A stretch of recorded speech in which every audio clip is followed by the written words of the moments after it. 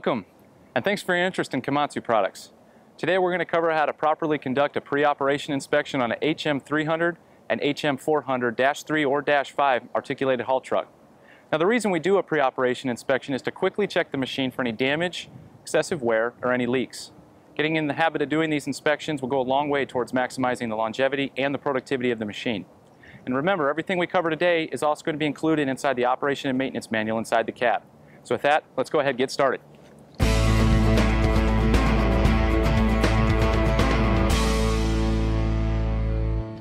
So to get started, as we approach the machine, we want to ensure that there's nobody in the cab and that the machine has been chocked properly against movement. If everything's okay there, we can go ahead and start with our batteries.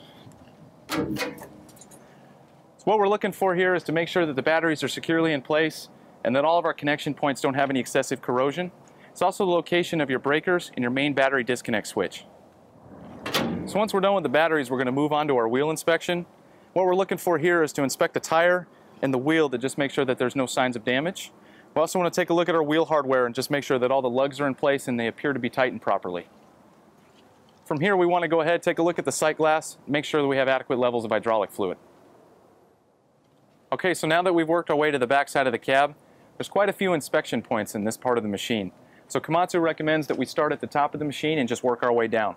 So starting at the top of the cab, we want to check to make sure that the guarding is in place and that all of our brackets and bolts are in place. We want to check our hydraulic lines, make sure that we don't see any signs of leaks. So we're going to check our cylinder and the articulation joint. Let's make sure the pins are in place and everything seems to be receiving the proper amount of lubrication. So there's also a good opportunity to look underneath the machine to see if we notice any leaks. We also have two fluid level checks that we need to make in this spot. The first would be for the transmission fluid.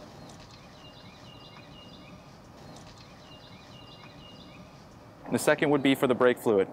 And finally, this is the location of the transmission fluid fill spot. Okay, so once we finish those inspections, we can simply just turn around, take a look at our lift cylinder mounting spot and our hydraulic lines. Just make sure everything's okay here. If everything checks out, we'll go ahead and squat down. This is a good spot to take a look at your brake housing and inspect it for any leaks. All right, so we're going to go ahead and just continue working our way around the machine.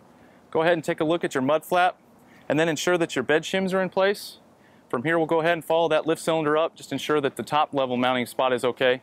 And if the machine is equipped with a tailgate, you also want to go ahead and quickly inspect the mounting spot for the hardware. From here, we can go ahead and perform the same wheel inspection that we performed previously. If everything checks out, we'll go ahead and just continue our way to the back side of the machine. Okay, so as we work our way to the back side of the machine, the first thing that we're going to check is the underside of the bed. Just making sure there's not a buildup of material or anything that could fall on you while you perform your inspection. From here, you want to check your bed hinge pins, your lights, and your rear view camera. You want to go ahead and take a look at your wheels, your axle, and your cylinders. Just make sure that there's no signs of leaking. And then finally, what we'll do is take a look at our linkage, make sure that it looks good. So if everything looks good here, we can go ahead and continue our inspection on the right side of the truck. We're going to actually just perform the same inspection that we did on the other side. One additional inspection item would be to check the handrails and the mounting points on the back side of the cab. Okay, so continuing towards the front of the machine, we're going to have the location of the fuel fill spot. These machines utilize ultra-low sulfur diesel. We're going to have the location of the DEF tank, which you can tell by the blue cap, which is also going to have a sight tube so you can check the DEF levels. And finally, you're going to have the location of the sediment drain for your fuel tank. Okay, from this position, it's a good opportunity to go ahead and take a step back and inspect the mirrors and the handrails on the right side of the cab. From there, we can go ahead and move to the front side of the machine. We got your air filter.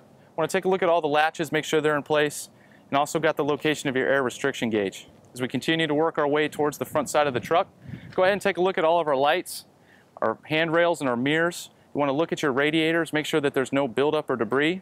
It's also a good opportunity to take one final look underneath the front side of the machine and ensure that there's no leaks. And finally, we'll go ahead, work our way towards the cab, inspect our handrails and our mounting spots. If everything checks out, we can go ahead and start working our way up to the cab, making sure that we utilize proper mounting and dismounting technique.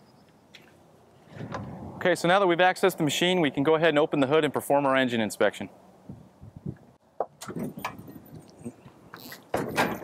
Okay, so the first thing that we're going to do once we get the hood open is just perform a visual inspection of the engine, making sure that we don't see any signs of leaks or any kind of debris.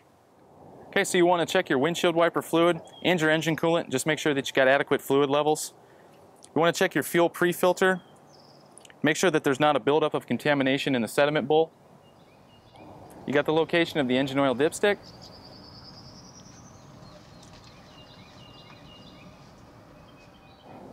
And then finally, do a visual inspection of your fan and your belts and just make sure there's no signs of excessive wear or damage. Okay, so once we finish the engine inspection, just close the hood, start working our way to the cab.